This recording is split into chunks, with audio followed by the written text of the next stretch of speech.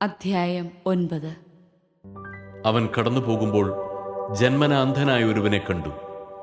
ശിഷ്യന്മാർ യേശുവിനോട് ചോദിച്ചു, റബ്ബി, ഇവൻ അന്ധനായി ജനിച്ചത് ആരുടെ പാപം നിമിത്തമാണ്? ഇവന്റെയോ ഇവന്റെ മാതാപിതാക്കന്മാരുടെയോ? യേശു മറുപടി പറഞ്ഞു, ഇവന്റെയോ ഇവന്റെ മാതാപിതാക്കന്മാരുടെയോ പാപം നിമിത്തമല്ല. പ്രത്യുത ദൈവത്തിൻ്റെ പ്രവൃത്തികൾ ഇവനിൽ പ്രകടമാകേണ്ടതിനാണ്. എന്നെ അയച്ചവന്റെ പ്രവൃത്തികൾ പകലായിരിക്കുവോളം നാം ചെയ്യേണ്ടിയിരിക്കുന്നു. ആർക്കും ജോലി ചെയ്യാൻ കഴിയാത്ത രാത്രി വരുന്നു. ലോകത്തിലായിരിക്കുമ്പോൾ ഞാൻ ലോകത്തിൻ്റെ പ്രകാശമാണ്. ഇതു പറഞ്ഞിട്ട് അവൻ നിലത്തു തുപ്പി. തുപ്പൽ കൊണ്ട് ചെളിയുണ്ടാക്കി അവന്റെ കണ്ണുകളിൽ പൂശിയിട്ട് അവനോട് പറഞ്ഞു, നീ പോയി സീലോഹ, അയക്കപ്പെട്ടവൻ എന്നർത്ഥം, കുളത്തിൽ കഴുകുക. അവൻ പോയി കഴുകി കാഴ്ചയുള്ളവനായി തിരിച്ചു വന്നു. അയൽക്കാരും അവനെ മുമ്പ് യാചകനായി കണ്ടിട്ടുള്ളവരും പറഞ്ഞു, ഇവൻ തന്നെയല്ലേ അവിടെ ഇരുന്ന് ഭിക്ഷ യാചിച്ചിരുന്നവൻ? ചിലർ പറഞ്ഞു, ഇവൻ തന്നെ. മറ്റു ചിലർ പറഞ്ഞു, അല്ല, ഇവൻ അവനെ പോലെ ഇരിക്കുന്നു എന്നേ ഉള്ളൂ. എന്നാൽ അവൻ പറഞ്ഞു, ഞാൻ തന്നെ. അപ്പോൾ അവർ അവനോട് ചോദിച്ചു, എങ്ങനെയാണ് നിന്റെ കണ്ണുകൾ തുറക്കപ്പെട്ടത്? അവൻ പറഞ്ഞു, യേശു എന്ന് പേരുള്ള മനുഷ്യൻ ചെളിയുണ്ടാക്കി എൻ്റെ കണ്ണുകളിൽ പുരട്ടി. സീലോഹായിൽ പോയി കഴുകുക എന്ന് പറഞ്ഞു. ഞാൻ പോയി കഴുകി, എനിക്ക് കാഴ്ച ലഭിച്ചു. എന്നിട്ട് അവൻ എവിടെയെന്ന് അവർ ചോദിച്ചു. എനിക്കറിഞ്ഞുകൂടാ എന്ന് അവൻ മറുപടി പറഞ്ഞു. മുമ്പ് അന്ധനായിരുന്ന അവനെ അവർ ഫരിസേയരുടെ അടുത്ത് കൊണ്ടുചെന്നു. യേശു ചെളിയുണ്ടാക്കി അവന്റെ കണ്ണുകൾ തുറന്നത് ഒരു സാബത്ത് ദിവസമാണ്. വീണ്ടും ഫരിസേയർ അവനോട് എങ്ങനെ അവന് കാഴ്ച ലഭിച്ചു എന്ന് ചോദിച്ചു. അവൻ പറഞ്ഞു, അവൻ എൻ്റെ കണ്ണുകളിൽ ചെളി പുരട്ടി. ഞാൻ കഴുകി, ഞാൻ കാണുകയും ചെയ്യുന്നു. ഫരിസേയരിൽ ചിലർ പറഞ്ഞു, ഈ മനുഷ്യൻ ദൈവത്തിൽ നിന്നുള്ളവനല്ല, എന്തെന്നാൽ അവൻ സാബത്ത് ആചരിക്കുന്നില്ല. എന്നാൽ മറ്റുള്ളവർ പറഞ്ഞു, പാപിയായൊരു മനുഷ്യന് എങ്ങനെ ഇത്തരം അടയാളങ്ങൾ പ്രവർത്തിക്കാൻ കഴിയും? അങ്ങനെ അവരുടെ ഇടയിൽ ഭിന്നതയുണ്ടായി. അപ്പോൾ ആ അന്ധനോട് വീണ്ടും അവർ ചോദിച്ചു, അവൻ നിന്റെ കണ്ണുകൾ തുറന്നല്ലോ, അവനെപ്പറ്റി നീ എന്തു പറയുന്നു? അവൻ പറഞ്ഞു, അവരൊരു പ്രവാചകനാണ്. അവൻ അന്ധനായിരുന്നെന്നും കാഴ്ച പ്രാപിച്ചെന്നും കാഴ്ച ലഭിച്ചവന്റെ മാതാപിതാക്കന്മാരെ വിളിച്ചു ചോദിക്കുവോളം യഹൂദർ വിശ്വസിച്ചില്ല. അവർ ചോദിച്ചു, അന്ധനായി ജനിച്ചു എന്ന് നിങ്ങൾ പറയുന്ന നിങ്ങളുടെ മകൻ ഇവനാണോ? ആണെങ്കിൽ എങ്ങനെയാണ് അവനിപ്പോൾ കാണുന്നത്? അവന്റെ മാതാപിതാക്കന്മാർ പറഞ്ഞു, അവൻ ഞങ്ങളുടെ മകനാണെന്നും അവൻ അന്ധനായി ജനിച്ചുവെന്നും ഞങ്ങൾക്കറിയാം. എന്നാൽ ഇപ്പോൾ അവൻ എങ്ങനെ കാണുന്നു എന്നും അവന്റെ കണ്ണുകൾ ആര് തുറന്നുവെന്നും ഞങ്ങൾക്കറിഞ്ഞുകൂടാ.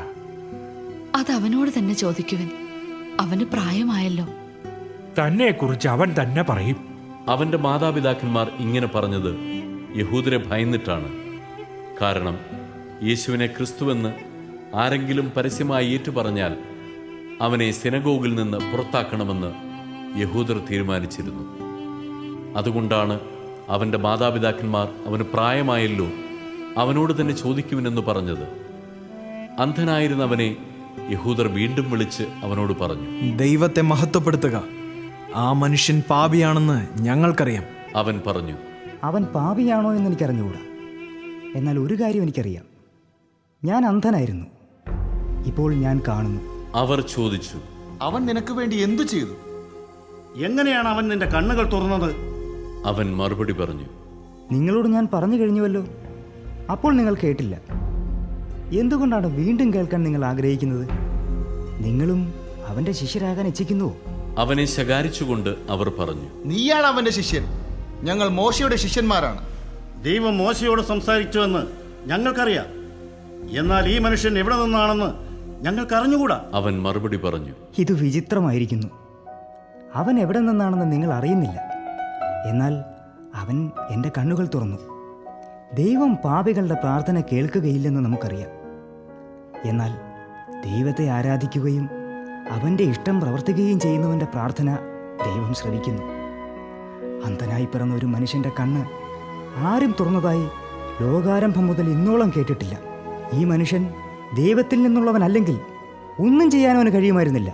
അപ്പോൾ അവർ പറഞ്ഞു, തികച്ചും പാപത്തിൽ പിറന്ന നീ ഞങ്ങളെ പഠിപ്പിക്കുന്നുവോ? അവർ അവനെ പുറത്താക്കി എന്ന് യേശു കേട്ടു. അവനെ കണ്ടപ്പോൾ യേശു ചോദിച്ചു, മനുഷ്യപുത്രനിൽ നീ വിശ്വസിക്കുന്നുവോ? അവൻ ചോദിച്ചു, കർത്താവെ, ഞാൻ അവനിൽ വിശ്വസിക്കേണ്ടതിന് അവൻ ആരാണ്? യേശു പറഞ്ഞു, നീ അവനെ കണ്ടു കഴിഞ്ഞു. നിന്നോട് സംസാരിക്കുന്നവൻ തന്നെയാണവൻ. കർത്താവെ, ഞാൻ വിശ്വസിക്കുന്നുവെന്ന് പറഞ്ഞുകൊണ്ട് അവൻ യേശുവിനെ പ്രണമിച്ചു. യേശു പറഞ്ഞു, കാഴ്ചയില്ലാത്തവർ കാണുകയും കാഴ്ചയുള്ളവർ അന്ധരായി തീരുകയും ചെയ്യേണ്ടതിന് ന്യായവിധിക്കായിട്ടാണ് ഞാൻ ഈ ലോകത്തിലേക്ക് വന്നത്. അവന്റെ അടുത്തുണ്ടായിരുന്ന ഏതാനും ഫരിസേയർ ഇത് കേട്ട് അവനോട് ചോദിച്ചു, അപ്പോൾ ഞങ്ങളും അന്ധരാണോ? യേശു അവരോട് പറഞ്ഞു, അന്ധരായിരുന്നെങ്കിൽ നിങ്ങൾക്ക് പാപമുണ്ടാകുമായിരുന്നില്ല. എന്നാൽ ഞങ്ങൾ കാണുന്നു എന്ന് നിങ്ങൾ പറയുന്നു, അതുകൊണ്ട് നിങ്ങളിൽ പാപം നിലനിൽക്കുന്നു. അധ്യായം 10. സത്യം സത്യമായി ഞാൻ നിങ്ങളോട് പറയുന്നു, ആട്ടിൻ തൊഴുത്തിലേക്ക് വാതിലിലൂടെ അല്ലാതെ മറ്റു വഴിക്ക് കടക്കുന്നവൻ കള്ളനും കവർച്ചക്കാരനുമാണ്. എന്നാൽ വാതിലിലൂടെ പ്രവേശിക്കുന്നവൻ ആടുകളുടെ ഇടയനാണ്. കാവൽക്കാരൻ അവന് വാതിൽ തുറന്നു കൊടുക്കുന്നു. ആടുകൾ അവൻ്റെ സ്വരം കേൾക്കുന്നു. അവൻ തൻ്റെ ആടുകളെ പേര് ചൊല്ലി വിളിക്കുകയും പുറത്തേക്ക് നയിക്കുകയും ചെയ്യുന്നു. തനിക്കുള്ളതിനെയെല്ലാം പുറത്തിറക്കിയിട്ട് അവൻ അവയ്ക്ക് മുമ്പേ നടക്കുന്നു. അവൻ്റെ സ്വരം തിരിച്ചറിയുന്നതുകൊണ്ട് ആടുകൾ അവനെ അനുഗമിക്കുന്നു. അവ ഒരിക്കലും അപരിചിതനെ അനുഗമിക്കുകയില്ല. അന്യരുടെ സ്വരം അറിയാത്തതിനാൽ അവ അവരിൽ നിന്ന് ഓടിയകലും. യേശു അവരോട് ഈ ഉപമ പറഞ്ഞു. എന്നാൽ അവൻ തങ്ങളോട് പറഞ്ഞതെന്തെന്ന് അവർ മനസ്സിലാക്കിയില്ല. അതുകൊണ്ട് യേശു വീണ്ടും പറഞ്ഞു, സത്യം സത്യമായി ഞാൻ നിങ്ങളോട് പറയുന്നു, ഞാനാണ് ആടുകളുടെ വാതിൽ. എനിക്ക് മുമ്പേ വന്നവരെല്ലാം കള്ളന്മാരും കവർച്ചക്കാരുമായിരുന്നു. ആടുകൾ അവരെ ശ്രവിച്ചില്ല. ഞാനാണ് വാതിൽ. എന്നിലൂടെ പ്രവേശിക്കുന്നവൻ രക്ഷ പ്രാപിക്കും. അവൻ അകത്തു വരികയും പുറത്തു പോവുകയും മേച്ചിൽ സ്ഥലം കണ്ടെത്തുകയും ചെയ്യും. മോഷ്ടിക്കാനും കൊല്ലാനും നശിപ്പിക്കാനുമാണ് കള്ളൻ വരുന്നത്. ഞാൻ വന്നിരിക്കുന്നത് അവർക്ക് ജീവനുണ്ടാകാനും അത് സമൃദ്ധമായി ഉണ്ടാകുവാനുമാണ്. ഞാൻ നല്ല ഇടയനാണ്. നല്ല ഇടയൻ ആടുകൾക്ക് വേണ്ടി ജീവൻ അർപ്പിക്കുന്നു. ഇടയനല്ലാത്തവനും ആടുകൾ സ്വന്തമല്ലാത്തവനുമായ കൂലിക്കാരൻ ചെന്നായി വരുന്നത് കാണുമ്പോൾ ആടുകളെ ഉപേക്ഷിച്ച് ഓടിപ്പോകുന്നു. ചെന്നായി വന്ന് അവയെ പിടിക്കുകയും ചിതറിച്ച് കളയുകയും ചെയ്യുന്നു. അവൻ ഓടിപ്പോകുന്നത് കൂലിക്കാരനായതുകൊണ്ടും ആടുകളെപ്പറ്റി താല്പര്യമില്ലാത്തതുകൊണ്ടുമാണ്. ഞാൻ നല്ല ഇടയനാണ്. പിതാവ് എന്നെയും ഞാൻ പിതാവിനെയും അറിയുന്നതുപോലെ ഞാൻ എനിക്കുള്ളവയെയും എനിക്കുള്ളവർ എന്നെയും അറിയുന്നു. ആടുകൾക്ക് വേണ്ടി ഞാൻ ജീവൻ അർപ്പിക്കുന്നു. ഈ തൊഴുത്തിൽപ്പെടാത്ത മറ്റാടുകളും എനിക്കുണ്ട്. അവയെയും ഞാൻ കൊണ്ടുവരേണ്ടിയിരിക്കുന്നു. അവ എൻ്റെ സ്വരം ശ്രവിക്കും. അങ്ങനെ ഒരാട്ടിൻ പറ്റവും ഒരിടയനുമാകും. തിരിച്ചെടുക്കുന്നതിനു വേണ്ടി ഞാൻ ജീവൻ അർപ്പിക്കുന്നതിനാൽ പിതാവ് എന്നെ സ്നേഹിക്കുന്നു. ആരും എന്നിൽ നിന്ന് അത് പിടിച്ചെടുക്കുകയല്ല. ഞാൻ അത് സ്വമനസ്സ സമർപ്പിക്കുകയാണ്. അത് സമർപ്പിക്കാനും തിരികെ എടുക്കാനും എനിക്ക് അധികാരമുണ്ട്. ഈ കൽപ്പന എൻ്റെ പിതാവിൽ നിന്നാണ് എനിക്ക് ലഭിച്ചത്. ഈ വാക്കുകൾ മൂലം യഹൂദരുടെ ഇടയിൽ വീണ്ടും ഭിന്നതയുണ്ടായി. അവന് പിശാചുണ്ട്, അവന് ഭ്രാന്താണ്, എന്തിന് അവൻ പറയുന്നത് കേൾക്കണമെന്നിങ്ങനെ അവരിൽ വളരെ പേർ പറഞ്ഞു. എന്നാൽ മറ്റുള്ളവർ പറഞ്ഞു, ഈ വാക്കുകൾ പിശാചു ബാധിതന്റേതല്ല. പിശാചിന് അന്ധരുടെ കണ്ണുകൾ തുറക്കാൻ കഴിയുമോ? ജെറുസലേമിൽ പ്രതിഷ്ഠയുടെ തിരുനാളായിരുന്നു. അത് ശീതകാലമായിരുന്നു. യേശു ദേവാലയത്തിൽ സോളമന്റെ മണ്ഡപത്തിൽ നടക്കുമ്പോൾ യഹൂദർ അവന്റെ ചുറ്റും കൂടി ചോദിച്ചു, നീ ഞങ്ങളെ എത്ര നാളിങ്ങനെ സന്നിഗ്ധാവസ്ഥയിൽ നിർത്തും? നീ ക്രിസ്തുവാണെങ്കിൽ വ്യക്തമായി ഞങ്ങളോട് പറയുക. യേശു പ്രതിവചിച്ചു, ഞാൻ നിങ്ങളോട് പറഞ്ഞു, എന്നിട്ടും നിങ്ങൾ വിശ്വസിക്കുന്നില്ല. എൻ്റെ പിതാവിൻ്റെ നാമത്തിൽ ഞാൻ ചെയ്യുന്ന പ്രവൃത്തികൾ എനിക്ക് സാക്ഷ്യം നൽകുന്നു. എന്നാൽ നിങ്ങൾ വിശ്വസിക്കുന്നില്ല. കാരണം നിങ്ങൾ എൻ്റെ ആടുകളിൽ പെടുന്നവരല്ല. എൻ്റെ ആടുകൾ എൻ്റെ സ്വരം ശ്രവിക്കുന്നു. എനിക്കവയെ അറിയാം. അവ എന്നെ അനുഗമിക്കുന്നു. ഞാൻ അവയ്ക്ക് നിത്യജീവൻ നൽകുന്നു. അവ ഒരിക്കലും നശിച്ചു പോവുകയില്ല. അവയെ എൻ്റെ അടുക്കൽ നിന്ന് ആരും പിടിച്ചെടുക്കുകയുമില്ല. അവയെ എനിക്ക് നൽകിയ എൻ്റെ പിതാവ് എല്ലാവരെയും കാൾ വലിയവനാണ്. പിതാവിൻ്റെ കയ്യിൽ നിന്ന് അവയെ പിടിച്ചെടുക്കാൻ ആർക്കും സാധിക്കുകയില്ല. ഞാനും പിതാവും ഒന്നാണ്. യഹൂദർ അവനെ എറിയാൻ വീണ്ടും കല്ലെടുത്തു. യേശു അവരോട് ചോദിച്ചു, പിതാവിൽ നിന്നുള്ള അനേകം നല്ല പ്രവൃത്തികൾ ഞാൻ നിങ്ങളെ കാണിച്ചു. ഇവയിൽ ഏത് പ്രവൃത്തി മൂലമാണ് നിങ്ങൾ എന്നെ കല്ലെറിയുന്നത്? യഹൂദർ പറഞ്ഞു, ഏതെങ്കിലും നല്ല പ്രവൃത്തികൾ മൂലമല്ല, ദൈവദൂഷണം മൂലമാണ് ഞങ്ങൾ നിന്നെ കല്ലെറിയുന്നത്. കാരണം മനുഷ്യനായിരിക്കെ നീ നിന്നെ തന്നെ ദൈവമാക്കുന്നു. യേശു അവരോട് ചോദിച്ചു, നിങ്ങൾ ദൈവങ്ങളാണെന്ന് ഞാൻ പറഞ്ഞുവെന്ന് നിങ്ങൾ നിയമത്തിൽ എഴുതപ്പെട്ടിട്ടില്ലേ? വിശുദ്ധ ലിഖിതം നിറവേറാതിരിക്കുകയില്ലല്ലോ.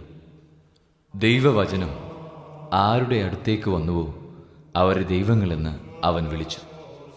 അങ്ങനെയെങ്കിൽ പിതാവ് വിശുദ്ധീകരിച്ച് ലോകത്തിലേക്ക് അയച്ച എന്നെ ഞാൻ ദൈവപുത്രനാണ് എന്ന് പറഞ്ഞതുകൊണ്ട് നീ ദൈവദൂഷണം പറയുന്നുവെന്ന് നിങ്ങൾ കുറ്റപ്പെടുത്തുന്നുവോ? ഞാൻ എൻ്റെ പിതാവിൻ്റെ പ്രവൃത്തികൾ ചെയ്യുന്നില്ലെങ്കിൽ നിങ്ങൾ എന്നെ വിശ്വസിക്കേണ്ട. എന്നാൽ ഞാൻ അവ ചെയ്യുന്നെങ്കിൽ നിങ്ങൾ എന്നിൽ വിശ്വസിക്കുന്നില്ലെങ്കിലും ആ പ്രവൃത്തികളിൽ വിശ്വസിക്കും. അപ്പോൾ പിതാവ് എന്നിലും ഞാൻ പിതാവിലുമാണെന്ന് നിങ്ങൾ അറിയുകയും ആ അറിവിൽ നിലനിൽക്കുകയും ചെയ്യും. വീണ്ടും അവർ അവനെ ബന്ധിക്കാൻ ശ്രമിച്ചു. എന്നാൽ അവൻ അവരുടെ കയ്യിൽ നിന്നും രക്ഷപ്പെട്ടു.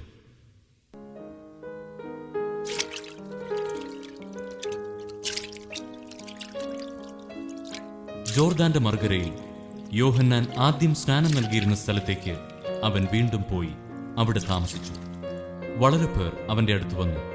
അവർ പറഞ്ഞു, യോഹന്നാൻ ഒരടയാളവും പ്രവർത്തിച്ചില്ല, എന്നാൽ ഈ മനുഷ്യനെപ്പറ്റി യോഹന്നാൻ പറഞ്ഞിരുന്നതെല്ലാം സത്യമാണ്.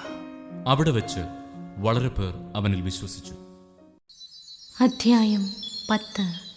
അനന്തരം കർത്താവ് വേറെ 72 പേരെ തിരഞ്ഞെടുത്ത് താൻ പോകാനിരുന്ന എല്ലാ പട്ടണങ്ങളിലേക്കും നാട്ടിൻപുറങ്ങളിലേക്കും ഈ 2 പേരായി അവരെ തനിക്ക് മുമ്പേ അയച്ചു. അവൻ അവരോട് പറഞ്ഞു, കൊയ്ത്തു വളരെ, വേലക്കാരോ ചുരുക്കം. അതിനാൽ കൊയ്ത്തിന് വേലക്കാരെ അയക്കാൻ കൊയ്ത്തിൻ്റെ നാഥനോട് നിങ്ങൾ പ്രാർത്ഥിക്കുവിൻ. പോകുവിൻ. ഇതാ ചെന്നായ്ക്കളുടെ ഇടയിലേക്ക് കുഞ്ഞാടുകളെ എന്ന പോലെ ഞാൻ നിങ്ങളെ അയക്കുന്നു. മടിശീലയോ സഞ്ചിയോ ചെരിപ്പോ നിങ്ങൾ കൊണ്ടുപോകരുത്. വഴിയിൽ വെച്ച് ആരെയും അഭിവാദനം ചെയ്യുകയും അരുത്. നിങ്ങൾ ഏതു വീട്ടിൽ പ്രവേശിച്ചാലും ഈ വീടിന് സമാധാനം എന്ന് ആദ്യമേ ആശംസിക്കണം. സമാധാനത്തിൻ്റെ പുത്രൻ അവിടെ ഉണ്ടെങ്കിൽ നിങ്ങളുടെ സമാധാനം അവനിൽ കുടികൊള്ളും. ഇല്ലെങ്കിൽ അത് നിങ്ങളിലേക്ക് തിരിച്ചുപോരും. അവരോടൊപ്പം ഭക്ഷിക്കുകയും പാനം ചെയ്യുകയും ചെയ്തുകൊണ്ട് ആ വീട്ടിൽ തന്നെ വസിക്കുവിൻ. വേലക്കാരൻ തൻ്റെ കൂലിക്ക് അർഹനാണല്ലോ. നിങ്ങൾ വീടുതോറും ചുറ്റി നടക്കരുത്. ഏതെങ്കിലും നഗരത്തിൽ നിങ്ങൾ പ്രവേശിക്കുകയും അവർ നിങ്ങളെ സ്വീകരിക്കുകയും ചെയ്യുമ്പോൾ നിങ്ങൾക്ക് വിളമ്പുന്നത് ഭക്ഷിക്കുവിൻ. അവിടെയുള്ള രോഗികളെ സുഖപ്പെടുത്തുവിൻ. ദൈവരാജ്യം നിങ്ങളെ സമീപിച്ചിരിക്കുന്നുവെന്ന് അവരോട് പറയുകയും ചെയ്യുവിൻ. നിങ്ങൾ ഏതെങ്കിലും നഗരത്തിൽ പ്രവേശിക്കുമ്പോൾ അവർ നിങ്ങളെ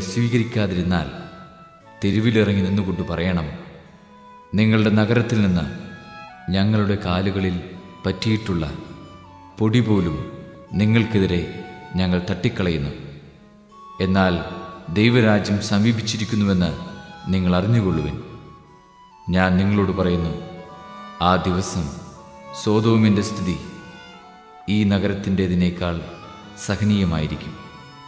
കൊറാസീൻ, നിനക്ക് ദുരിതം! ബത്സയിദ, നിനക്ക് ദുരിതം! നിങ്ങളിൽ നടന്ന അത്ഭുതങ്ങൾ ടയറിലും സീദോനിലും നടന്നിരുന്നുവെങ്കിൽ അവിടുത്തെ ജനങ്ങൾ ചാക്കുടുത്തും ചാരം പൂശിയും പണ്ടേ തന്നെ പശ്ചാത്തപിക്കുമായിരുന്നു. ആകയാൽ വിധി ദിനത്തിൽ ടയറിൻ്റെയും സീദോന്റെയും സ്ഥിതി നിങ്ങളുടേതിനേക്കാൾ സഹനീയമായിരിക്കും. കഫർനാമേ, നീ ആകാശത്തോളം ഉയർത്തപ്പെട്ടിരിക്കുന്നുവെന്നോ? നീ പാതാളത്തോളം താഴ്ത്തപ്പെടും. നിങ്ങളുടെ വാക്ക് കേൾക്കുന്നവൻ എൻ്റെ വാക്ക് കേൾക്കുന്നു. നിങ്ങളെ നിരസിക്കുന്നവൻ എന്നെ നിരസിക്കുന്നു. എന്നെ നിരസിക്കുന്നവനോ എന്നെ അയച്ചവനെ നിരസിക്കുന്നു. 72 പേരും സന്തോഷത്തോടെ തിരിച്ചു വന്നു പറഞ്ഞു, കർത്താവേ, നിന്റെ നാമത്തിൽ പിശാചുക്കൾ പോലും ഞങ്ങൾക്ക് കീഴ്പ്പെടുന്നു.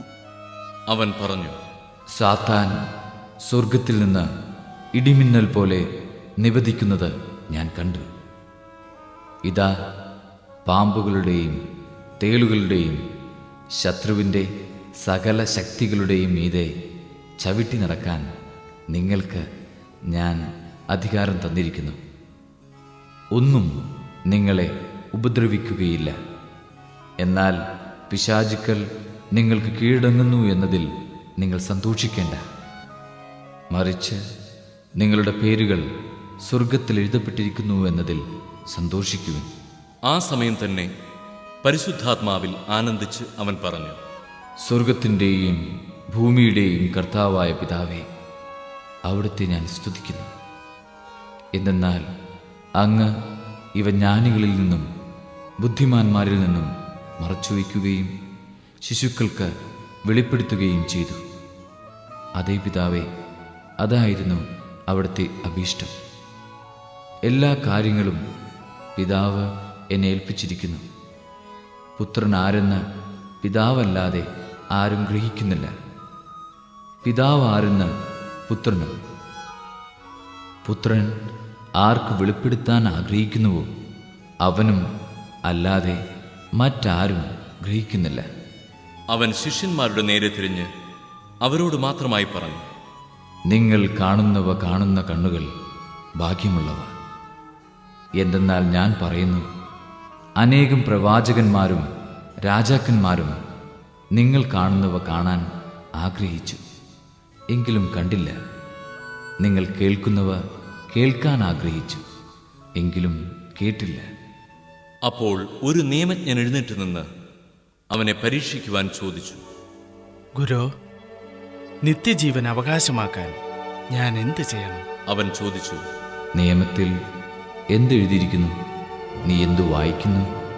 അവൻ ഉത്തരം പറഞ്ഞു, നീ നിന്റെ ദൈവമായ കർത്താവിനെ പൂർണ്ണ ഹൃദയത്തോടും പൂർണ്ണ ആത്മാവോടും പൂർണ്ണ ശക്തിയോടും പൂർണ്ണ മനസ്സോടും കൂടെ സ്നേഹിക്കണം, നിന്റെ അയൽക്കാരനെ നിന്നെ പോലെയും. അവൻ പ്രതിവചിച്ചു, നീ ശരിയായി തന്നെ ഉത്തരം പറഞ്ഞു. ഇതനുസരിച്ച് പ്രവർത്തിക്കുക, നീ ജീവിക്കും. എന്നാൽ അവൻ തന്നെ തന്നെ സാധൂകരിക്കാൻ ആഗ്രഹിച്ച് യേശുവിനോട് ചോദിച്ചു, ആരാണ് എൻ്റെ അയൽക്കാരൻ? യേശു പറഞ്ഞു, ഒരുവൻ ജെറൂസലേമിൽ നിന്ന് ജെറീക്കോയിലേക്ക് പോവുകയായിരുന്നു. അവൻ കവർച്ചക്കാരുടെ കയ്യിൽപ്പെട്ടു. അവർ അവൻ്റെ വസ്ത്രങ്ങൾ ഉരിഞ്ഞെടുത്ത് അവനെ പ്രഹരിച്ച് അർദ്ധപ്രാണനാക്കിയിട്ട് പോയിക്കളഞ്ഞു. ഒരു പുരോഹിതൻ ആ വഴിയെ വന്നു. അവനെ കണ്ട് മറുവശത്തുകൂടെ കടന്നുപോയി. അതുപോലെ ഒരു ലേവായനും അവിടെ വന്നപ്പോൾ അവനെ കണ്ടെങ്കിലും കടന്നുപോയി. എന്നാൽ ഒരു സമരിയാക്കാരൻ യാത്രാമധ്യേ അവൻ കിടന്ന സ്ഥലത്ത് വന്നു. അവനെ കണ്ട് മനസ്സലിഞ്ഞ് അടുത്തു ചെന്ന് എണ്ണയും വീഞ്ഞുമൊഴിച്ച് അവൻ്റെ മുറിവുകൾ വെച്ചുകെട്ടി തൻ്റെ കഴുതയുടെ പുറത്തു കയറ്റി ഒരു സത്രത്തിൽ കൊണ്ടുചെന്ന് പരിചരിച്ചു. അടുത്ത ദിവസം അവൻ സത്രം സൂക്ഷിപ്പുകാരൻ്റെ കയ്യിൽ 2 ദനാറ കൊടുത്തിട്ട് പറഞ്ഞു, ഇവൻ്റെ കാര്യം നോക്കിക്കൊള്ളണം. കൂടുതലായി എന്തെങ്കിലും ചെലവാകുന്നെങ്കിൽ ഞാൻ തിരിച്ചു വരുമ്പോൾ തന്നുകൊള്ളാം. കവർച്ചക്കാരുടെ കയ്യിൽപ്പെട്ട ആ മനുഷ്യന് ഈ മൂവരിൽ ആരാണ് അയൽക്കാരനായി വർത്തിച്ചത്? ആ നിയമജ്ഞൻ പറഞ്ഞു, അവനോട് കരുണ കാണിച്ചവൻ. യേശു പറഞ്ഞു, നീയും പോയി അതുപോലെ ചെയ്യുക. അവർ പോകുന്ന വഴി അവൻ ഒരു ഗ്രാമത്തിൽ പ്രവേശിച്ചു. മർത്ത എന്നു പേരുള്ള ഒരുവൾ അവനെ സ്വഭവനത്തിൽ സ്വീകരിച്ചു. അവൾക്ക് മറിയം എന്നു പേരായ ഒരു സഹോദരി ഉണ്ടായിരുന്നു. അവൾ കർത്താവിന്റെ വചനങ്ങൾ കേട്ടുകൊണ്ട് അവന്റെ പാദത്തിങ്കിലിരുന്നു. മർത്തായാകട്ടെ പലവിധ ശുശ്രൂഷകളിൽ മുഴുകി വ്യഗ്രചിത്തയായിരുന്നു. അവൾ അവന്റെ അടുത്ത് ചെന്ന് പറഞ്ഞു, കർത്താവെ, ശുശ്രൂഷയ്ക്കായി എൻ്റെ സഹോദരി എന്നെ തനിയെ വിട്ടിരിക്കുന്നത് നീ ശ്രദ്ധിക്കുന്നില്ലേ? എന്നെ സഹായിക്കാൻ അവളോട് പറയുക. കർത്താവ് അവളോട് പറഞ്ഞു, മർത്ത, മർത്ത, നീ പലതിനെക്കുറിച്ചും ഉത്കണ്ഠാകുലയും അസ്വസ്ഥയുമായിരിക്കുന്നു. ഒന്നു മാത്രമേ ആവശ്യമുള്ളൂ. മറിയം നല്ല ഭാഗം തിരഞ്ഞെടുത്തിരിക്കുന്നു, അത് അവളിൽ നിന്ന് എടുക്കപ്പെടുകയില്ല.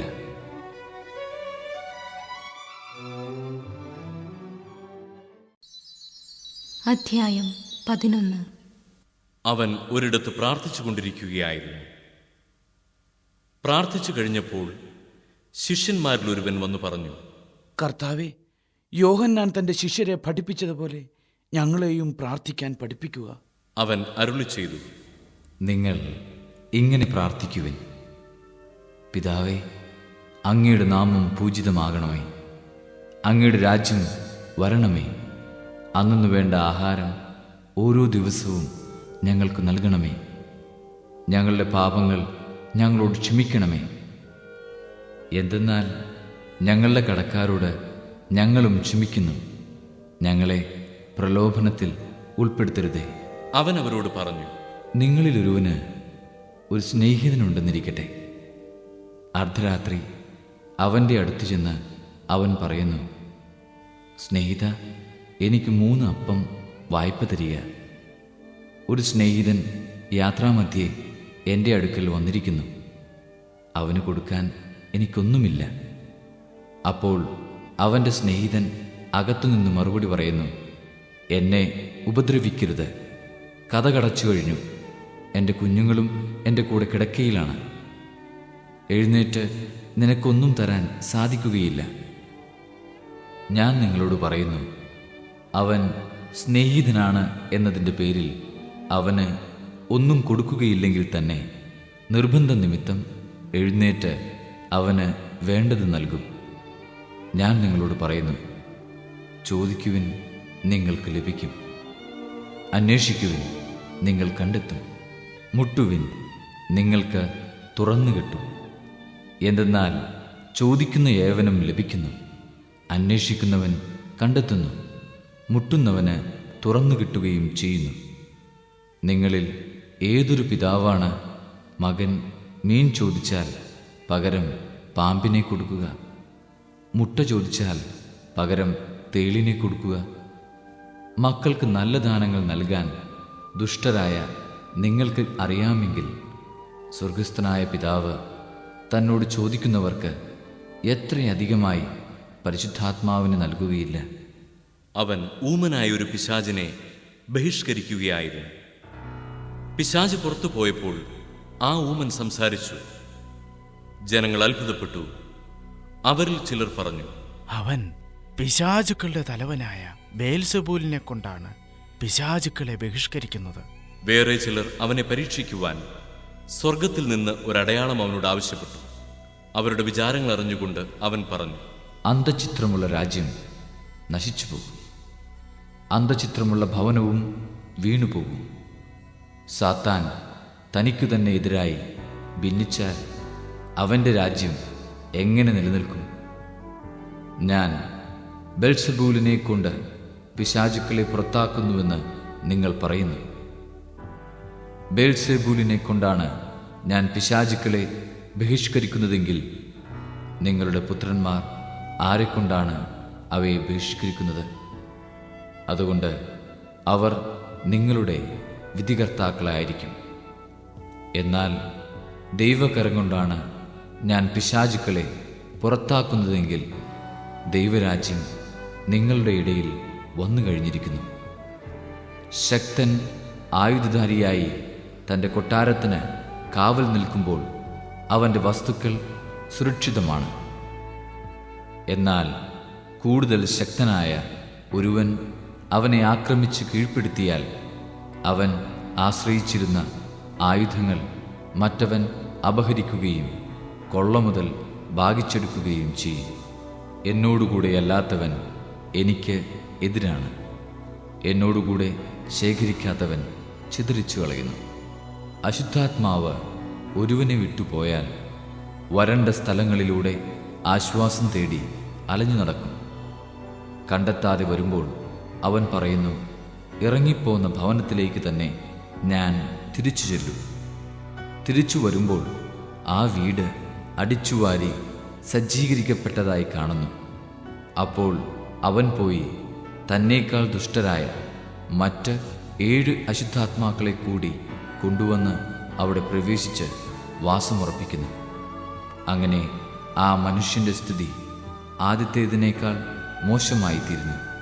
അവൻ ഇതരുളി ചെയ്തുകൊണ്ടിരിക്കുമ്പോൾ ജനക്കൂട്ടത്തിൽ നിന്ന് ഒരു സ്ത്രീ ഉച്ചത്തിൽ അവനോട് പറഞ്ഞു, നിന്നെ വഹിച്ച ഉദരവും നിന്നെ പാലൂട്ടിയ മുലകളും ഭാഗ്യമുള്ളവ.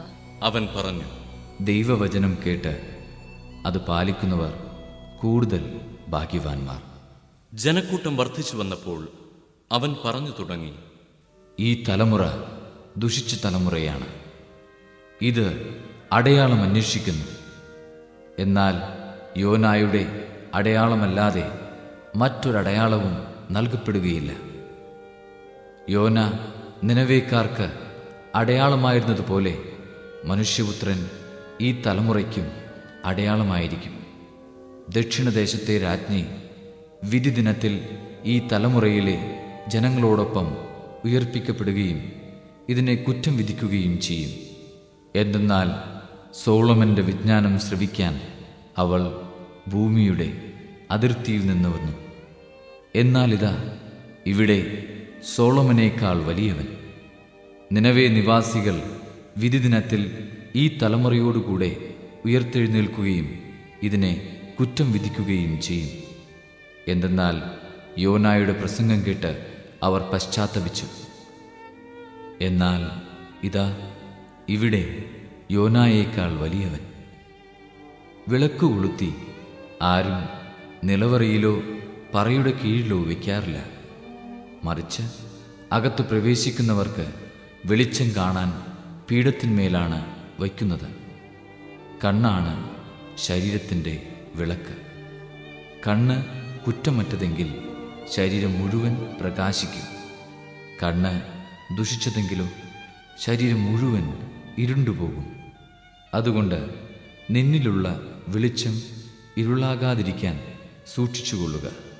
ഇരുളടഞ്ഞ ഒരു ഭാഗവുമില്ലാതെ ശരീരം മുഴുവൻ പ്രകാശം നിറഞ്ഞതാണെങ്കിൽ വിളക്ക് അതിൻ്റെ രശ്മികൾ കൊണ്ട് നിനക്ക് വെളിച്ചം തരുന്നതുപോലെ ശരീരം മുഴുവൻ പ്രകാശമാനമായിരിക്കും.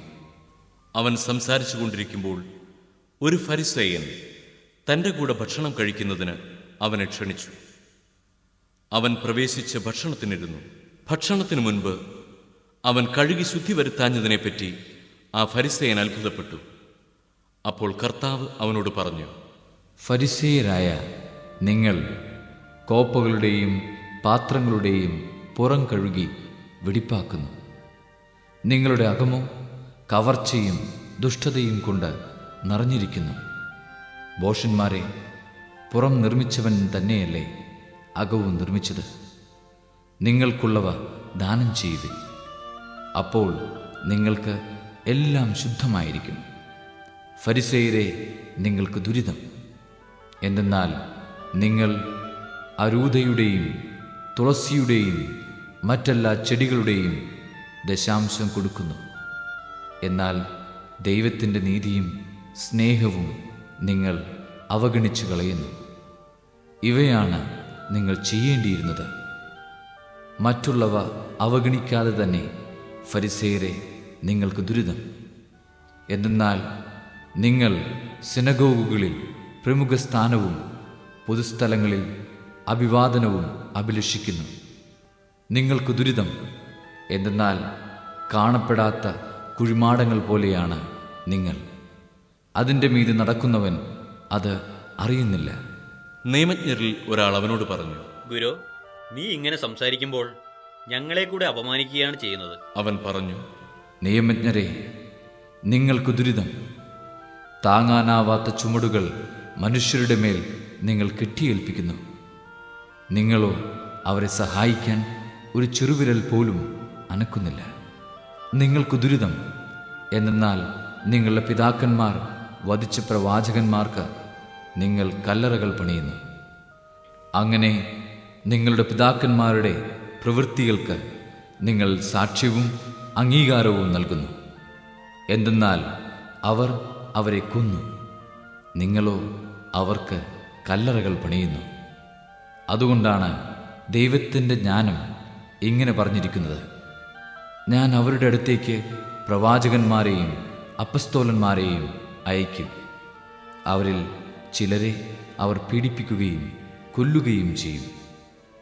ലോകാരംഭം മുതൽ ചുരിയപ്പെട്ടിട്ടുള്ള സകല പ്രവാചകരുടെയും രക്തത്തിന് ആബേൽ മുതൽ ബലിപീഠത്തിനും വിശുദ്ധ സ്ഥലത്തിനും മധ്യവെച്ച് കൊല്ലപ്പെട്ട സക്കറിയ വരെയുള്ളവരുടെ രക്തത്തിന് ഈ തലമുറ ഉത്തരം പറയേണ്ടി വരും. അതെ, ഞാൻ പറയുന്നു, ഈ തലമുറയോട് അത് ആവശ്യപ്പെടും. നിയമജ്ഞരെ, നിങ്ങൾക്കു ദുരിതം! നിങ്ങൾ വിജ്ഞാനത്തിൻ്റെ താക്കോൽ കരസ്ഥമാക്കിയിരിക്കുന്നു. നിങ്ങളോ അകത്ത് പ്രവേശിച്ചില്ല. പ്രവേശിക്കാൻ വന്നവരെ തടസ്സപ്പെടുത്തുകയും ചെയ്തു.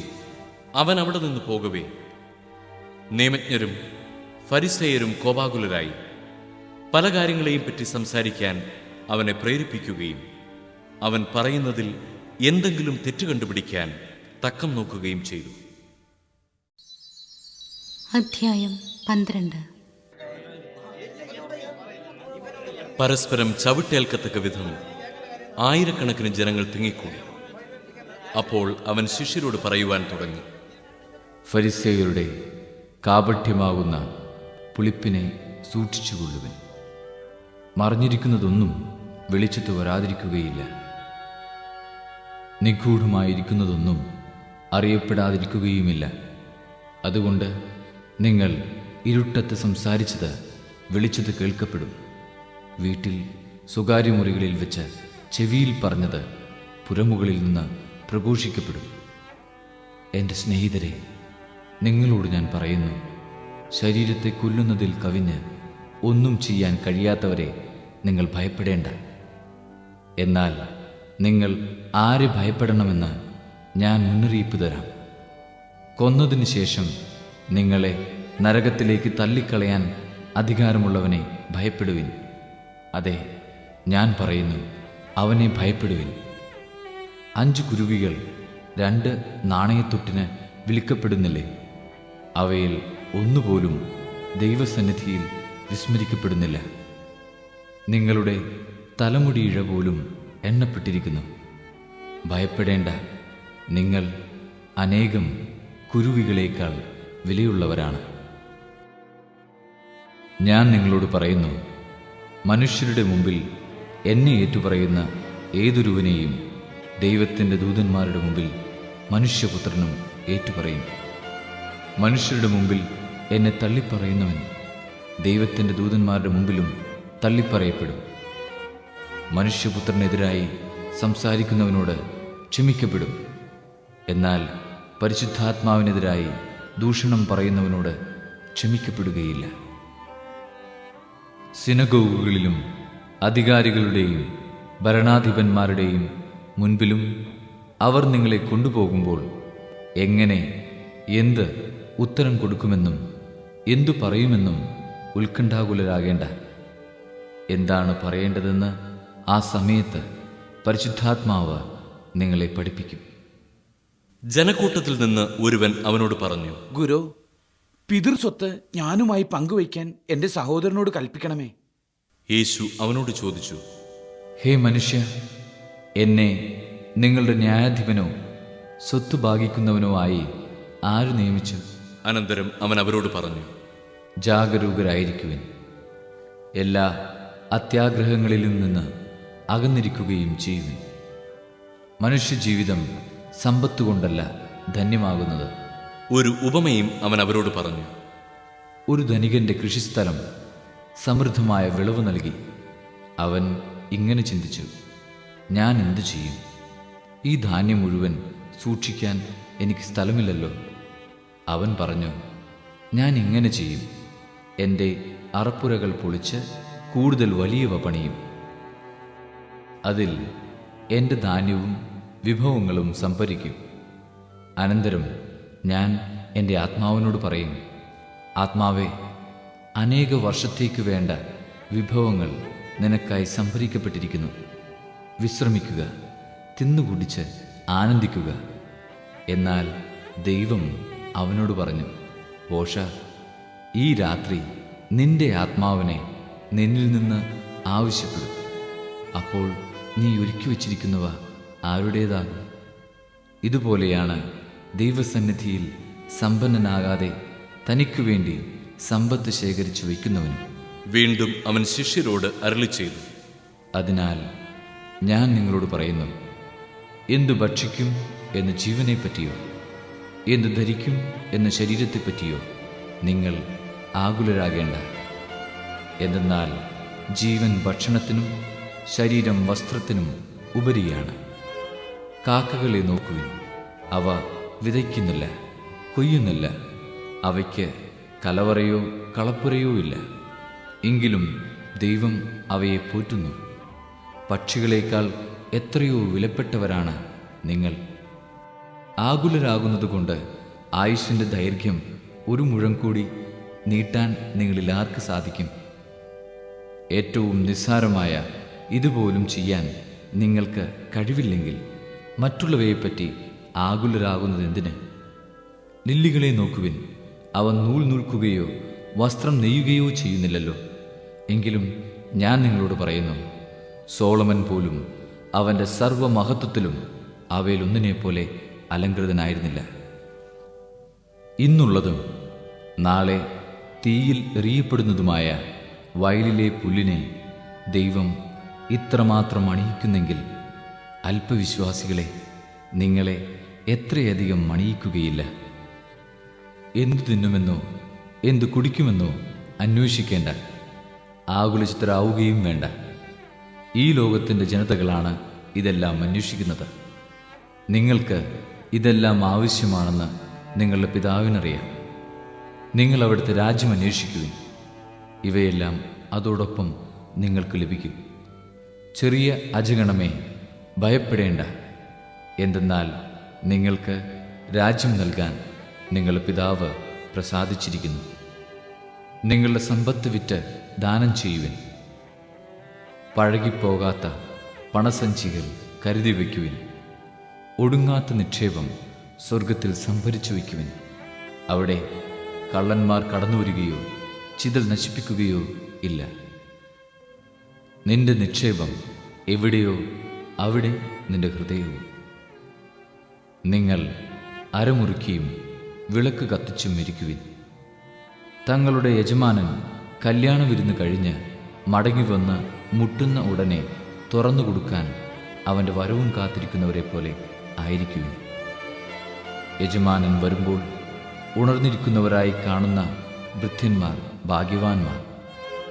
സത്യമായി ഞാൻ നിങ്ങളോട് പറയുന്നു, അവൻ അരമുറുക്കി അവരെ ഭക്ഷണത്തിനിരുത്തുകയും അടുത്തു ചെന്ന് അവരെ പരിചരിക്കുകയും ചെയ്യും.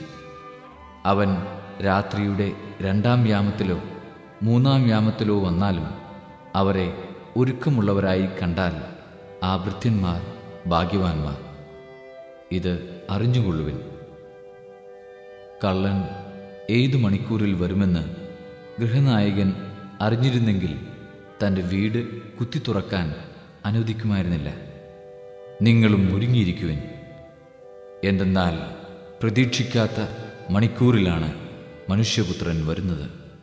പത്രോസ് ചോദിച്ചു, കർത്താവേ, നീ ഈ ഉപമ പറയുന്നത് ഞങ്ങൾക്ക് വേണ്ടിയോ എല്ലാവർക്കും വേണ്ടിയോ? അപ്പോൾ കർത്താവ് പറഞ്ഞു, വീട്ടുജോലിക്കാർക്ക് യഥാസമയം ഭക്ഷണം കൊടുക്കേണ്ടതിന് യജമാനൻ അവരുടെ മേൽ നിയമിക്കുന്ന വിശ്വസ്തനും വിവേകിയുമായ കാര്യസ്ഥൻ ആരാണ്? യജമാനൻ വരുമ്പോൾ ജോലിയിൽ വ്യാപൃതനായി കാണപ്പെടുന്ന ഭൃത്യൻ ഭാഗ്യവാൻ. സത്യമായി ഞാൻ നിങ്ങളോട് പറയുന്നു, അവൻ തൻ്റെ സകല സ്വത്തുക്കളുടെയും മേൽ അവനെ നിയമിക്കും. എന്നാൽ ആ ഭൃത്യൻ തൻ്റെ യജമാനൻ വരാൻ വൈകുമെന്ന് ഉള്ളിൽ കരുതി യജമാനൻ്റെ ദാസന്മാരെയും ദാസിമാരെയും അടിക്കാനും തിന്നുകുടിച്ച് ഉന്മത്തനാകാനും തുടങ്ങിയാൽ പ്രതീക്ഷിക്കാത്ത ദിവസത്തിലും അറിയാത്ത മണിക്കൂറിലും യജമാനൻ വരികയും അവനെ ശിക്ഷിച്ച് അവൻ്റെ പങ്ക് അവിശ്വാസികളോടുകൂടെ ആക്കുകയും ചെയ്യും. യജമാനൻ്റെ ഹിതമറിഞ്ഞിട്ടും അതനുസരിച്ച് പ്രവർത്തിക്കുകയോ അതിന് ഒരുങ്ങുകയോ ചെയ്യാത്ത ഭൃത്യൻ കഠിനമായി പ്രഹരിക്കപ്പെടും. എന്നാൽ അറിയാതെയാണ് ഒരുവൻ ശിക്ഷാർഹമായ തെറ്റ് ചെയ്തതെങ്കിൽ അവൻ ലഘുവായി പ്രഹരിക്കപ്പെടുകയുള്ളൂ. അധികം ലഭിച്ചവനിൽ നിന്ന് അധികം ആവശ്യപ്പെടും. അധികം മേൽപ്പിക്കപ്പെട്ടവനോട് അധികം ചോദിക്കും. ഭൂമിയിൽ തീയിടാനാണ് ഞാൻ വന്നത്. അത് ഇതിനകം കത്തിജ്വലിച്ചിരുന്നെങ്കിൽ. എനിക്കൊരു സ്നാനം സ്വീകരിക്കാനുണ്ട്. അത് നിവൃത്തിയാകുവോളം ഞാൻ എത്ര ഞെരുങ്ങുന്നു. ഭൂമിയിൽ സമാധാനം നൽകാനാണ് ഞാൻ വന്നിരിക്കുന്നതെന്ന് നിങ്ങൾ വിചാരിക്കുന്നുവോ? അല്ല, ഭിന്നത എന്ന് ഞാൻ നിങ്ങളോട് പറയുന്നു. ഭിന്നിച്ചിരിക്കുന്ന 5 പേർ ഇനിമേൽ ഒരു വീട്ടിലുണ്ടായിരിക്കും. 3 പേർ 2 പേർക്കെതിരായും 2 പേർ 3 പേർക്കെതിരായും ഭിന്നിച്ചിരിക്കും. പിതാവ് പുത്രനും പുത്രൻ പിതാവിനും എതിരായും അമ്മ മകൾക്കും മകൾ അമ്മയ്ക്കുമെതിരായും അമ്മായിയമ്മ മരുമകൾക്കും മരുമകൾ അമ്മായിയമ്മയ്ക്കും എതിരായും ഭിന്നിക്കും. അവൻ ജനക്കൂട്ടത്തോട് പറഞ്ഞു, പടിഞ്ഞാറ് മേഘം ഉയരുന്നത് കണ്ടാൽ മഴ വരുന്നു എന്ന് നിങ്ങൾ പറയുന്നു. അങ്ങനെ സംഭവിക്കുകയും ചെയ്യുന്നു. തെക്കൻ കാറ്റടിക്കുമ്പോൾ അത്യുഷ്ണമുണ്ടാകും എന്ന് നിങ്ങൾ പറയുന്നു. അത് സംഭവിക്കുന്നു. കപടനാട്യക്കാരെ, ഭൂമിയുടെയും ആകാശത്തിൻ്റെയും ഭാവഭേദം വ്യാഖ്യാനിക്കാൻ നിങ്ങൾക്കറിയാം. എന്നാൽ ഈ കാലത്തെ വ്യാഖ്യാനിക്കാൻ നിങ്ങൾക്ക് അറിയാത്തതെന്തുകൊണ്ട്? എന്തുകൊണ്ട് നിങ്ങൾ ശരിയായി വിധിക്കുന്നില്ല? നീ നിന്റെ ശത്രുവിനോട് കൂടെ അധികാരിയുടെ അടുത്തേക്ക് പോകുമ്പോൾ വഴിയിൽ വെച്ച് തന്നെ അവനുമായി രമ്യതപ്പെട്ടുകൊള്ളുക. അല്ലെങ്കിൽ അവൻ നിന്നെ ന്യായാധിപൻ്റെ അടുത്തേക്ക് കൊണ്ടുപോവുകയും ന്യായാധിപൻ നിന്നെ കാരാഗൃഹപാലകനെ ഏൽപ്പിക്കുകയും അവൻ നിന്നെ തടവിലാക്കുകയും ചെയ്യും. അവസാനത്തെ തൊട്ടുവരെ കൊടുക്കാതെ നീ അവിടെ നിന്ന് പുറത്തു വരികയില്ല എന്ന് ഞാൻ നിങ്ങളോട് പറയുന്നു. അധ്യായം 13. ഗലീലിയക്കാരായ ഏതാനും പേരുടെ ബലികളിൽ അവരുടെ രക്തം കൂടി പീലാത്തോസ് കലർത്തിയ വിവരം ആ സമയത്ത് അവിടെ ഉണ്ടായിരുന്ന ചിലർ അവനെ അറിയിച്ചു. അവൻ ചോദിച്ചു, ഇവയെല്ലാം അനുഭവിച്ചതുകൊണ്ട് അവർ മറ്റെല്ലാ ഗലീലിയക്കാരെക്കാൾ കൂടുതൽ പാപികളായിരുന്നുവെന്ന് നിങ്ങൾ കരുതുന്നുവോ? അല്ല എന്ന് ഞാൻ പറയുന്നു. പശ്ചാത്തപിക്കുന്നില്ലെങ്കിൽ നിങ്ങളെല്ലാവരും അതുപോലെ നശിക്കും. അഥവാ സീലോഹായിലെ ഗോപുരം ഇടിഞ്ഞു വീണ് കൊല്ലപ്പെട്ട ആ 18 പേർ അന്ന് ജെറൂസലേമിൽ വസിച്ചിരുന്ന എല്ലാവരെയുംക്കാൾ കുറ്റക്കാരായിരുന്നുവെന്ന് നിങ്ങൾ വിചാരിക്കുന്നുവോ? അല്ല എന്ന് ഞാൻ പറയുന്നു. പശ്ചാത്തപിക്കുന്നില്ലെങ്കിൽ നിങ്ങളെല്ലാവരും അതുപോലെ നശിക്കും. അവൻ ഈ ഉപമ പറഞ്ഞു. ഒരുവൻ മുന്തിരിത്തോട്ടത്തിൽ ഒരു അത്തിവൃക്ഷം നട്ടുപിടിപ്പിച്ചു. അതിൽ പഴമുണ്ടോ എന്ന് നോക്കാൻ അവൻ വന്നു. എന്നാൽ ഒന്നും കണ്ടില്ല. അപ്പോൾ അവൻ കൃഷിക്കാരനോട് പറഞ്ഞു, 3 വർഷമായി ഞാൻ ഈ അത്തിവൃക്ഷത്തിൽ നിന്ന് ഫലമന്വേഷിച്ചു വരുന്നു. ഒന്നും കാണുന്നില്ല. അത് വെട്ടിക്കളയുക. എന്തിന് നിലം പാഴാക്കണം? കൃഷിക്കാരൻ അവനോട് പറഞ്ഞു, യജമാനനെ, ഈ വർഷം കൂടെ അത് നിൽക്കട്ടെ. ഞാൻ അതിൻ്റെ ചുവട് കിളച്ച് വളമിടാം. മേലിൽ അത് ഫലം നൽകിയേക്കാം. ഇല്ലെങ്കിൽ നീ അത് വെട്ടിക്കളഞ്ഞുകൊള്ളുക. ഒരു സാബത്തിൽ അവൻ ഒരു സിനഗോഗിൽ പഠിപ്പിച്ചുകൊണ്ടിരുന്നു. 18 വർഷമായി ഒരു ആത്മാവ് ബാധിച്ച് രോഗിണിയായി നിവർന്നു നിൽക്കാൻ സാധിക്കാത്ത വിധം കൂനിപ്പോയ ഒരുവൾ അവിടെ ഉണ്ടായിരുന്നു. യേശു അവളെ കണ്ടപ്പോൾ അടുത്തു വിളിച്ചു പറഞ്ഞു, സ്ത്രീയെ, നിന്റെ രോഗത്തിൽ നിന്ന് നീ മോചിക്കപ്പെട്ടിരിക്കുന്നു. അവൻ അവളുടെ മേൽ കൈകൾ വെച്ചു. തൽക്ഷണം അവൾ നിവർന്നു നിൽക്കുകയും ദൈവത്തെ സ്തുതിക്കുകയും ചെയ്തു. യേശു സാബത്തിൽ രോഗം സുഖപ്പെടുത്തിയതിൽ കോപിച്ച് സിനഗോഗ് അധികാരി ജനങ്ങളോട് പറഞ്ഞു, ജോലി ചെയ്യാവുന്ന 6 ദിവസങ്ങളുണ്ട്. ആ ദിവസങ്ങളിൽ വന്ന് രോഗശാന്തി നേടിക്കൊള്ളുക. സാബത്ത് ദിവസം പാടില്ല. അപ്പോൾ കർത്താവ് പറഞ്ഞു, കപടനാട്ടിക്കാരെ, നിങ്ങൾ ഓരോരുത്തരും സാബത്തിൽ കാളയെയോ കഴുതയെയോ തൊഴുത്തിൽ നിന്നഴിച്ച് വെള്ളം കുടിപ്പിക്കാൻ കൊണ്ടുപോകുന്നില്ലേ? 18 വർഷം സാത്താൻ ബന്ധിച്ചിട്ടിരുന്നവളായ അബ്രഹാത്തിൻ്റെ ഈ മകളെ സാബത്ത് ദിവസം അഴിച്ചുവിടേണ്ടതില്ലെന്നോ? ഇത് കേട്ട് അവന്റെ പ്രതിയോഗികളെല്ലാം ലജ്ജിതരായി. എന്നാൽ ജനക്കൂട്ടം മുഴുവൻ അവൻ ചെയ്തിരുന്ന മഹനീയ കൃത്യങ്ങളെക്കുറിച്ച് സന്തോഷിച്ചു. അവൻ പറഞ്ഞു, ദൈവരാജ്യം എന്തിനോട് സദൃശ്യമാണ്? എന്തിനോട് ഞാൻ അതിനെ ഉപമിക്കും? അത് ഒരുവൻ തൻ്റെ തോട്ടത്തിൽ പാകിയ കടുകുമണിക്ക് സദൃശ്യമാണ്. അത് വളർന്നു മരമായി. ആകാശത്തിലെ പക്ഷികൾ അതിൻ്റെ ശാഖകളിൽ ചേക്കേറി. അവൻ വീണ്ടും പറഞ്ഞു, ദൈവരാജ്യത്തെ എന്തിനോടാണ് ഞാൻ ഉപമിക്കേണ്ടത്? ഒരു സ്ത്രീ 3 അളവ് മാവിൽ അത് മുഴുവൻ പുളിക്കുവോളം ചേർത്തുവെച്ച പുളിപ്പ് പോലെയാണത്. പട്ടണങ്ങളിലും ഗ്രാമങ്ങളിലും പഠിപ്പിച്ചുകൊണ്ട് അവൻ ജെറുസലേമിലേക്ക് യാത്ര ചെയ്യുകയായിരുന്നു. ഒരുവൻ അവനോട് ചോദിച്ചു, കർത്താവേ, രക്ഷ പ്രാപിക്കുന്നവർ ചുരുക്കമാണോ? അവൻ അവരോട് പറഞ്ഞു, ഇടുങ്ങിയ വാതിലിലൂടെ പ്രവേശിക്കാൻ പരിശ്രമിക്കുവിൻ. ഞാൻ നിങ്ങളോട് പറയുന്നു, അനേകം പേർ പ്രവേശിക്കാൻ ശ്രമിക്കും, എന്നാൽ അവർക്ക് സാധിക്കുകയില്ല. വീട്ടുടമസ്ഥൻ എഴുന്നേറ്റ് വാതിൽ അടച്ചു കഴിഞ്ഞാൽ പിന്നെ നിങ്ങൾ പുറത്തുനിന്ന്, കർത്താവെ, ഞങ്ങൾക്ക് തുറന്നു തരണമേ എന്ന് പറഞ്ഞ് വാതിൽക്കൽ മുട്ടാൻ തുടങ്ങും. അപ്പോൾ അവൻ നിങ്ങളോട് പറയും, നിങ്ങൾ എവിടെ നിന്നാണെന്ന് ഞാൻ അറിയുന്നില്ല. അപ്പോൾ നിങ്ങൾ പറയും, നിന്റെ സാന്നിധ്യത്തിൽ ഞങ്ങൾ ഭക്ഷിക്കുകയും പാനം ചെയ്യുകയും ഞങ്ങളുടെ തെരുവുകളിൽ നീ പഠിപ്പിക്കുകയും ചെയ്തിട്ടുണ്ട്. എന്നാൽ അവൻ പറയും, നിങ്ങൾ എവിടെ നിന്നാണെന്ന് ഞാൻ അറിയുന്നില്ല. അനീതി പ്രവർത്തിക്കുന്ന നിങ്ങൾ എന്നിൽ നിന്ന് അകന്നു പോകുവിൻ.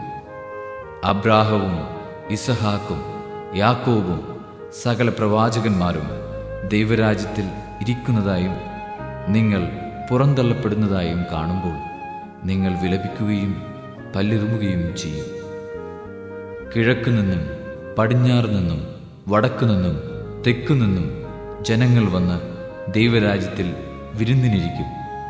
അപ്പോൾ മുൻപന്മാരാകുന്ന പിൻപന്മാരും പിൻപന്മാരാകുന്ന മുൻപന്മാരും ഉണ്ടായിരിക്കും. അപ്പോൾ തന്നെ ചില ഫരിസയർ വന്ന് അവനോട് പറഞ്ഞു, ഇവിടെ നിന്ന് പോവുക, ഹെറോദേസ് നിന്നെ കൊല്ലാൻ ഒരുങ്ങുന്നു. അവൻ പറഞ്ഞു, നിങ്ങൾ പോയി ആ കുറുക്കനോട് പറയുവിൻ, ഞാൻ ഇന്നും നാളെയും പിശാചുക്കളെ പുറത്താക്കുകയും രോഗശാന്തി നൽകുകയും ചെയ്യും. 3-ാം ദിവസം എൻ്റെ ദൗത്യം ഞാൻ പൂർത്തിയാക്കിയിരിക്കും.